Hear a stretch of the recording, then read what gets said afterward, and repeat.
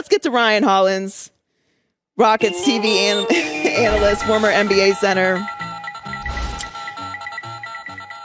Ryan, did you ever have an incident with your family at a game?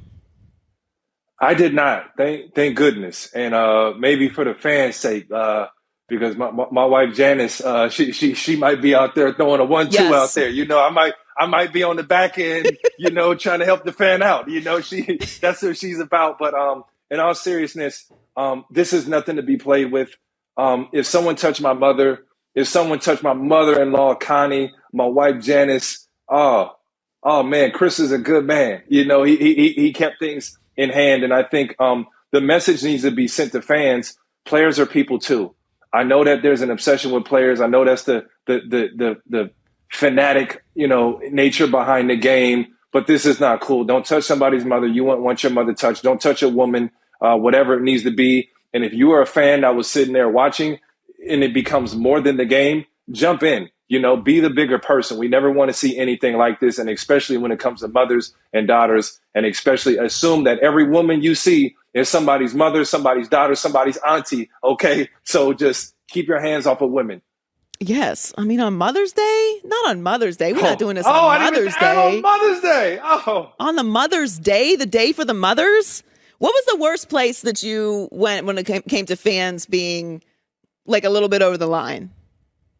I think the playoff series that I had playing against Memphis, I loved it when I played for the Grizz, but playing against them for the Clippers, things would get rowdy in there. Oklahoma City would always turn up. I mean, it would get so loud you couldn't even hear yourself thinking there. I got a bit of Utah Jazz in their heyday. They were loud. They weren't really disrespectful. I remember playing for the Boston Celtics, and some of those things that the fans said to LeBron James, I cannot repeat to this day. All right, it was mothers, daughters, it was children. You know, it was very, very against LeBron in there, and I loved it every moment of it. Not to the disrespect, but the passion that the Boston fans had, and obviously the Houston Rockets. Come on, man, ain't no other fan base like the Houston Nation. Okay, Houston Rockets, Joy. We got to throw that out there, but. There are a number of places, and the one thing you have to realize when you go into a playoff environment, it becomes war. And some people take it a little serious than that. Shoot, I played for the Mavericks. It was always turned up in there. So there are a couple places that definitely stand out, Joy. Talking to Ryan Hollins, also has a podcast, The Opinionated 7-Footers, with Ryan Hollins and Brendan Haywood. You mentioned Utah and you mentioned Boston. Those are the two places that always get mentioned in the fans getting a little rowdy. And that's on the light side. So Jokić is going to win the MVP. Obviously, this is not a huge surprise. It was Jokić, Giannis, Embiid. Personally, I felt like it was Embiid. I don't understand why they wait until the postseason has started to announce this award. It takes a lot of the polish off of it to me, and it gets very confusing. Like, I can't unsee what I'm watching with Giannis. I can't unsee what I'm watching with Embiid. So even though Jokić had an incredible regular season and certainly is deserving of it, I mean, what is this? I know the postseason doesn't matter with it, but it's just hard to look at it the same way when you see what the results are against the best competition in the biggest moments, as you just said, in war. So do you think Jokić deserves to be the back-to-back MVP?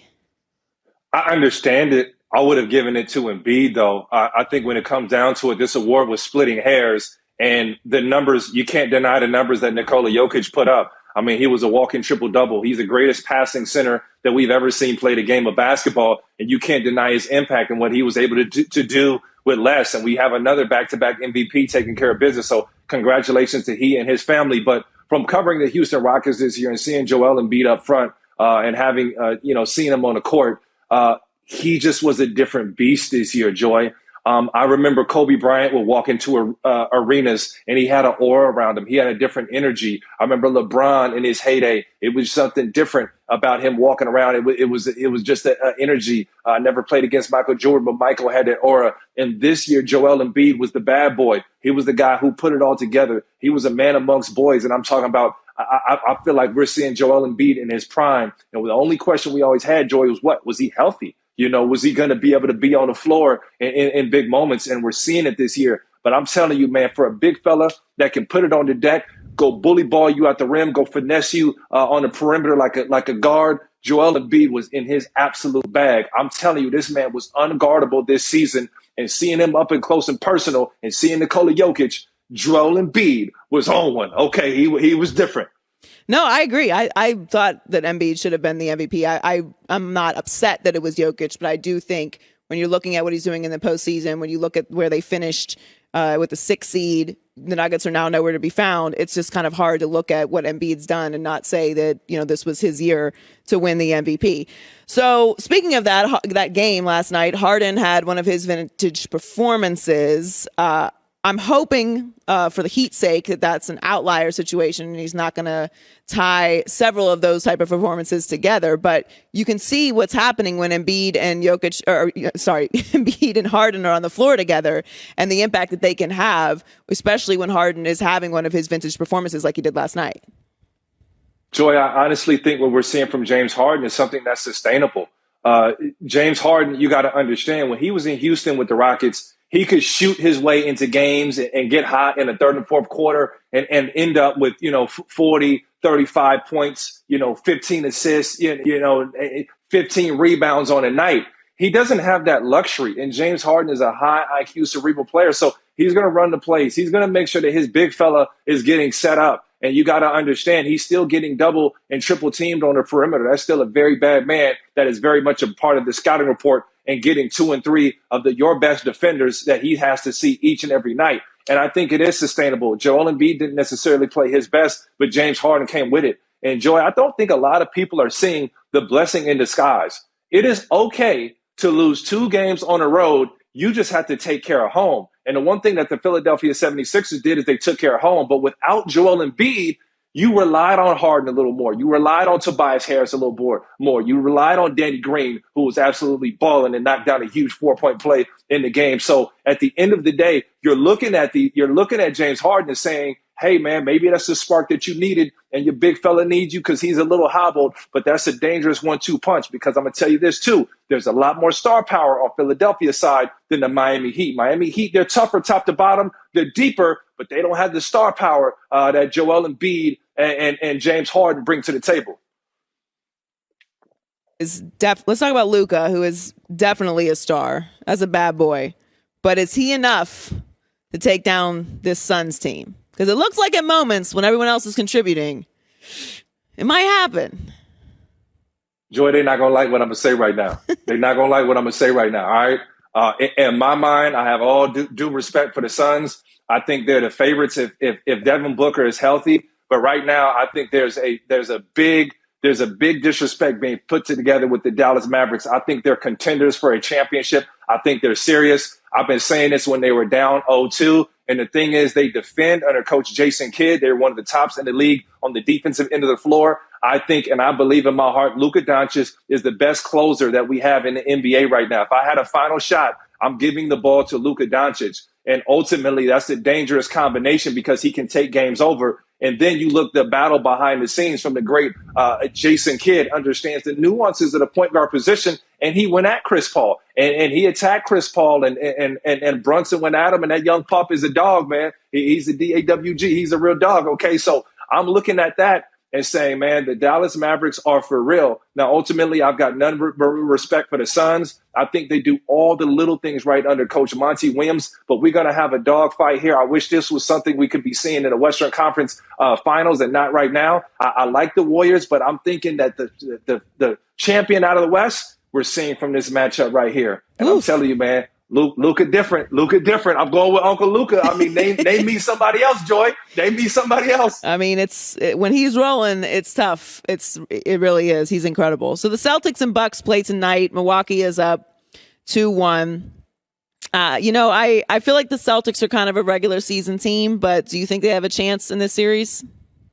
Of course they have a chance. Their strength is in numbers. And the one thing that I've always known is that this generation of Celtics, this decade of Celtics, they're better when they defend, when they lock in. And they've gotten back to doing the hard work, the gritty work, the little things. And I mean, obviously, they don't have a matchup for Giannis Antetokounmpo. They would love to be on the other side playing the Miami Heat or playing anybody else, okay, in this situation. But Giannis Antetokounmpo is a bad man. They don't have a matchup for him. So to me, this series is on Giannis's shoulder. He's going to have to bring it. He's going to have to be a monster. You're going to have to see him from start to finish, not 3 quarters. He got to give us that. He got to give us that fourth quarter. All right. He has to give us change for $1, Joy. He can't leave us short with 75 cents. All right. He got to go out and get busy. But I think this series lies solely on the shoulders of Giannis Antetokounmpo. I love Boston. Their strength is in numbers. You saw them wear down KD and Kyrie last time we talked, and you and Colin were there. We talked about that. But right now, if Giannis can bring it, I just don't think there's a matchup for him on the floor. And even without Middleton,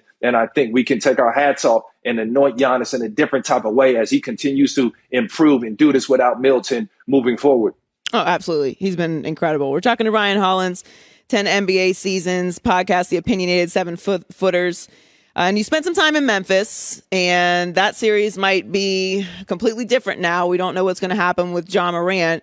Do you think that was a dirty play with Jordan Poole and Ja Morant? And does Memphis have a chance against the Warriors without him?